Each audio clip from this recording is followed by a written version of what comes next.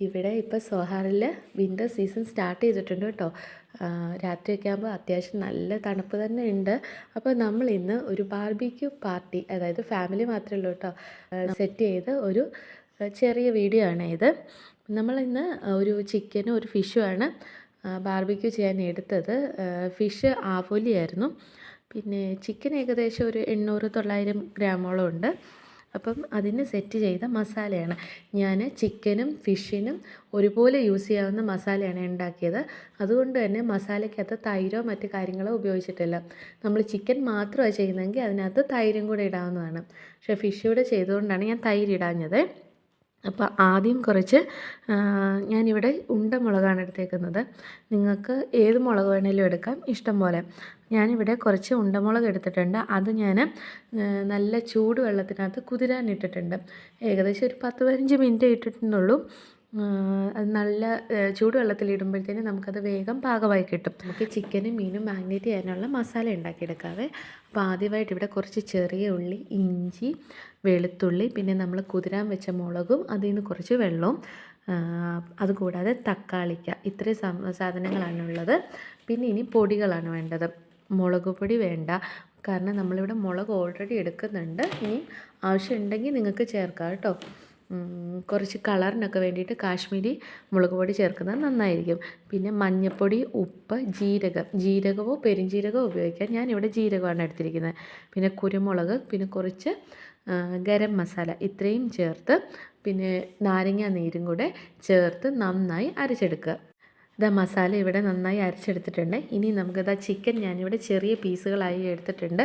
അതിലേക്ക് നമ്മുടെ ഫോർക്ക് ഉപയോഗിച്ച് കുത്തി കൊടുക്കുന്നുണ്ട് മസാല കയറാനായിട്ട്. ഒന്നെങ്കിൽ കത്തി വെച്ച് വരഞ്ഞു കൊടുക്കുക, അല്ലെങ്കിൽ ഇതുപോലെ ഫോർക്ക് വെച്ച് കുത്തി കൊടുക്കുകയോ ചെയ്യാം. എന്നിട്ട് നന്നായിട്ട് മസാല പുരട്ടി കൊടുക്കുക.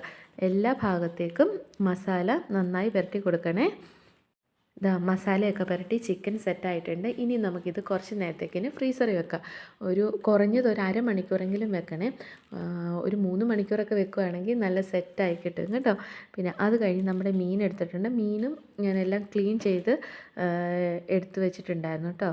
അപ്പം അതിലും നന്നായിട്ട് തന്നെ മസാല പുരട്ടിയിട്ടുണ്ട്.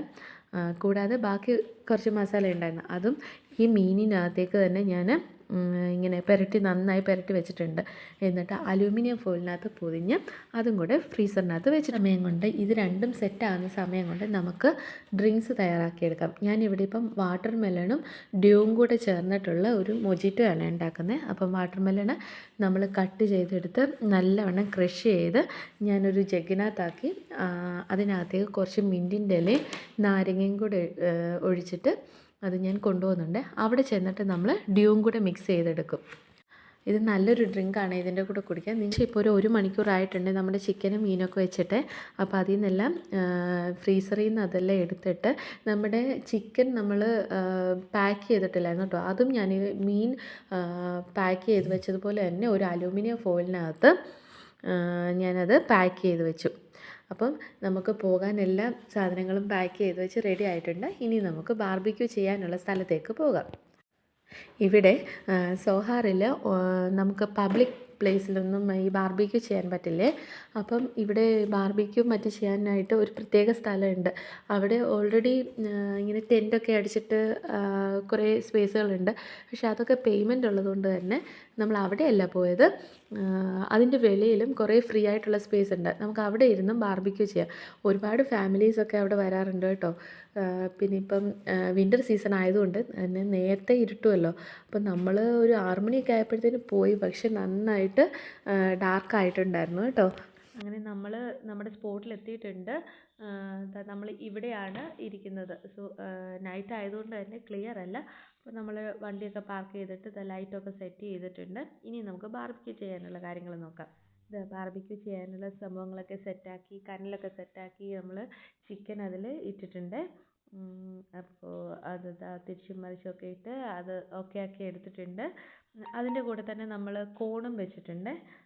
ഈ കോൺ ചുട്ട് കഴിക്കുമ്പോൾ നല്ല ടേസ്റ്റാണ്. ഒന്നെങ്കിൽ അതിൽ ബട്ടറോ അല്ലെങ്കിൽ നമ്മുടെ റിഫൈൻഡ് ഓയിലോ ഏതാണെങ്കിലും അത് പുരട്ടി കൊടുത്താൽ മതി കേട്ടോ. പിന്നെ അതിൻ്റെ കൂടെ തന്നെ നമ്മൾ ഫിഷും വെച്ചിട്ടുണ്ട്. ഞാൻ ആവോലി മാത്രമേ ഇതുവരെ ബാർബിക്യൂ ചെയ്യാൻ യൂസ് ചെയ്തിട്ടുള്ളൂ. പിന്നെ സാൽമൺ എടുത്തിട്ടുണ്ട്. ബാക്കി ഫിഷിൻ്റെ കാര്യമൊന്നും അറിയില്ല കേട്ടോ, എങ്ങനെ ഇരിക്കും എന്നുള്ളത്. അപ്പോൾ നമ്മൾ അതെല്ലാം ചെയ്തിട്ട് നമ്മൾ 4 പേരും കൂടെ ഇരുന്ന് അതെല്ലാം കഴിച്ചു.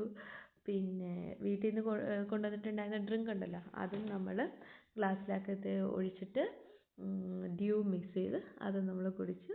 പിന്നെ കുറച്ച് നേരം അവിടെ ഇരുന്ന് വർത്താനമൊക്കെ പറഞ്ഞിട്ട് ഏകദേശം നമ്മളൊരു 6 മണിയൊക്കെ ആയപ്പോഴത്തേനും അവിടെ എത്തിയിട്ടുണ്ടായിരുന്നു.